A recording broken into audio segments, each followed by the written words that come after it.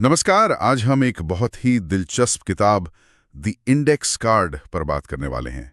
Helen ओलन और Harold Polack की ये किताब। हाँ, और इसकी सबसे खास बात यह है कि इसमें कहा गया है कि फाइनेंस की सबसे ज़रूरी सलाह वो एक छोटे से इंडेक्स कार्ड पर आ सकती है। बिल्कुल, यही तो कमाल की बात है। तो आज हम इसी पर थोड़ी गहराई से बात करेंगे।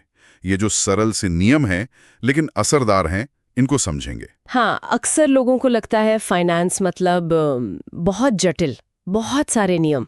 पर इस किताब का जो मूल विचार है वो है सादगी। सादगी में समझदारी। बिल्कुल। और ये सिर्फ कहने के लिए नहीं है, इसके पीछे ठोस तर्क है।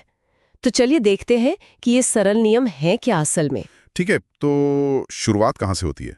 मतलब पैसा मैनेज करने का पहला कदम क्या बताया गया है इसमें? बचत ही होगी शायद। हाँ, बिल्कुल सही पकड़ा आपने। पहला और सबसे बुनियादी नियम है बचत।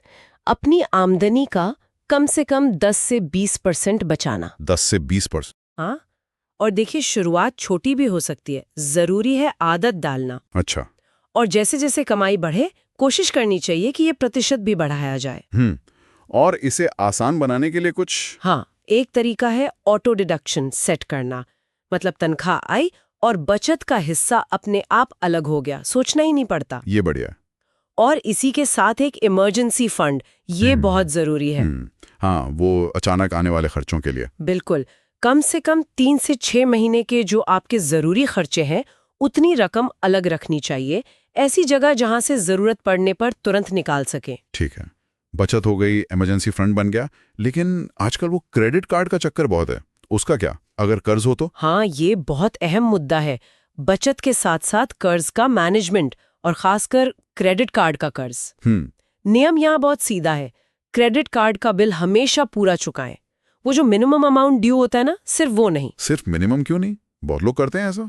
करते हैं, लेकिन वो एक जाल है। इन कार्ड्स पर ब्याज दरें बहुत ज्यादा होती हैं। मतलब 30-40% सालाना, या कभी कभी उससे भी ज्यादा। बाप रे, 30-40%? हाँ, ये शायद सबसे महंगे कर्जों में से एक है। अगर आप सिर्फ मिनिमम चुकाते रहें तो ये कर्ज बढ़ता ही जाएगा और आपकी माली हालत बिगाड़ सकता है। तो क्रेडिट कार्ड बस सुविधा के लिए इस्तेमाल करें, कर्ज लेने के लिए नहीं। बिल्कुल, सुविधा है, जाल नहीं। ठीक है, समझ गया। बचत हो गई, कर्ज काबू में है, अब भविष्य का सोचना होगा, निवेश। एकदम सही। अगला कदम है निवेश, भविष्य के लिए, खासकर रिटायरमेंट के लिए। किताब कहती है कि जो रिटायरमेंट खाते हैं, जैसे अपने यहाँ ईपीएफ है, पीपीएफ है या एनपीएस है। हाँ, सरकारी स्कीम्स। हाँ, उनमें अपनी क्षमता के अनुसार जितना ज्यादा हो सके उतना निवेश करें। इसका क्या फायदा है? 2 बड़े फायदे हैं। एक तो टैक्स में बचत मिलती है, और दूसरा जो शायद उससे भी बड़ा है वो है कंपाउंडिंग का फायदा, मतलब चक्रवृद्धि ब्याज। अच्छा, वो ब्याज पर ब्याज वाला कॉन्सेप्ट। वही, आपका पैसा जो ब्याज कमाता है वो ब्याज भी फिर आगे ब्याज कमाने लगता है।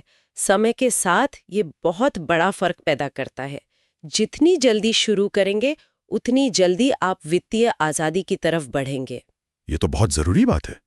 लेकिन निवेश करें कहाँ? इतने सारे विकल्प हैं आजकल तो, स्टॉक्स, म्यूचुअल फंड। हाँ, विकल्प बहुत है। और यहीं पर किताब का एक और सरल नियम आता है। वो सुझाती है कम लागत वाले diversified index funds. Index funds जैसे वो निफ्टी 50 या सेंसेक्स वाले? बिल्कुल। ये फंड्स क्या करते हैं, पूरे बाजार के प्रदर्शन को ट्रैक करते हैं। तो आपका पैसा किसी एक स्टॉक में नहीं बल्कि बहुत सारी कंपनियों में बट जाता है। मतलब जोखिम कम हो जाता है। हाँ, जोखिम बढ़ जाता है।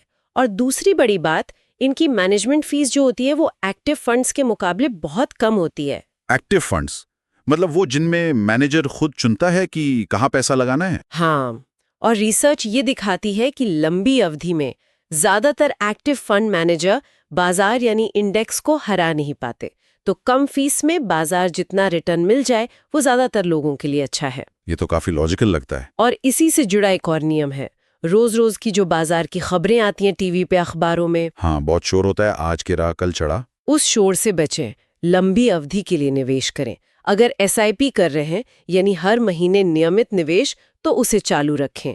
बाजार गिरे तो घबराए नहीं, बल्कि उसे शायद और खरीदने का मौका समझें। अनुशासन मतलब टिके रहना है। बिल्कुल, अनुशासन ही कुंजी है। हर खबर पर रिएक्ट नहीं करना है। ठीक है, ये सब करने के लिए एक प्लान चाहिए होगा। बजट की बात भी है क्या किताब में? हाँ बिल्कुल, बजट बनाना अपनी योजना को समझने और उस पर टिके रहने में मदद करता है। एक आसान सा नियम है 50-30-20 का। 50-30-20? ये क्या है? अच्छा, 50% अपनी ज़रूरतों पे खर्च करें, जैसे किराया, खाना, बिल। 30% अपनी इच्छाओं पर, जैसे घूमना फिरना, शॉपिंग, और बाकी 20% बचत और निवेश में जाना चाहिए। अच्छा, ये गाइडलाइन जैसा है। हाँ, इसे अपनी ज़रूरत के हिसाब से थोड़ा बदल भी सकते हैं, पर अहम बात है कि अपने खर्चों पर नज़र रखें, पता हो कि पैसा जा कहाँ रहा है। और सुरक्षा, इंश्योरेंस वगैरह? बहुत ज़रूरी। सुरक्षा के लिए सही बीमा खरीदे। जीवन बीमा यानी लाइफ इंश्योरेंस के लिए किताब सिर्फ टर्म प्लान लेने की सलाह देती है। सिर्फ टर्म प्लान? वो बाकी पॉलिसी क्यों नहीं? क्योंकि टर्म प्लान सबसे सस्ता और शुद्ध बीमा होता है। कम प्रीमियम में बड़ा कवर मिल जाता है।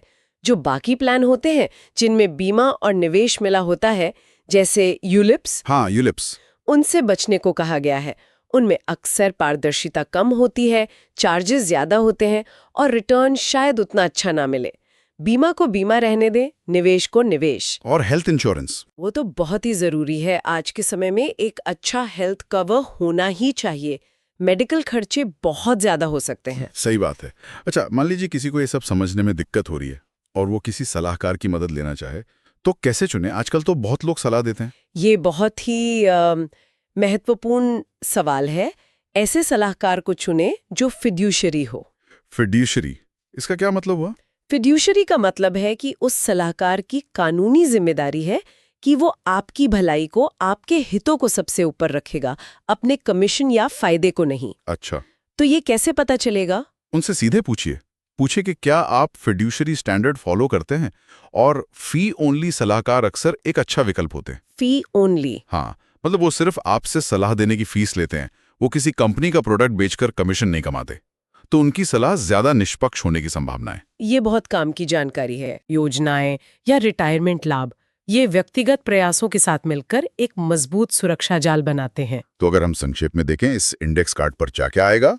नियमित बचत 10-20%, हाँ महंगे कर्ज खासकर क्रेडिट कार्ड से बचाओ, बिल्कुल। रिटायरमेंट खातों में ज्यादा से ज्यादा निवेश, कम लागत वाले इंडेक्स फंड्स चुनना, सही। इमरजेंसी फंड बनाना, हाँ, बचत बनाना और खर्चों पर नजर रखना, जरूरी है। सही बीमा लेना, टर्म लाइफ और हेल्थ। हाँ जी, और अगर सलाहकार चाहिए तो फिड्यूशरी हो, फी ओनली बेहतर। बिल्कुल। और आखिर में बाजार के रोज के शोर से दूर रहना। हाँ, लंबी अवधि का सोचना। वाह, वाकई ये सब एक छोटे से कार्ड पर आ सकता है। रोज देखने और याद रखने लायक बातें हैं ये तो। बिल्कुल, इस चर्चा का सार यही है। ये बुनियादी बातें हैं पर बहुत शक्तिशाली हैं। लेकिन जाते जाते एक सवाल मैं श्रोताओं के लिए छोड़ना चाहूंगी। हाँ जरूर। ये तो सामान्य नियम हो गए, पर सोचिए इन सब के अलावा वो कौन सी एक खास वित्तीय आदत या बदलाव है जिसे अपनाने से किसी व्यक्ति की अपनी जो अनूठी आर्थिक स्थिति है उसमें सबसे बड़ा सकारात्मक फर्क आ सकता है। ये सोचने वाली बात है। अपनी व्यक्तिगत स्थिति के साथ से एक खास आदत जरूर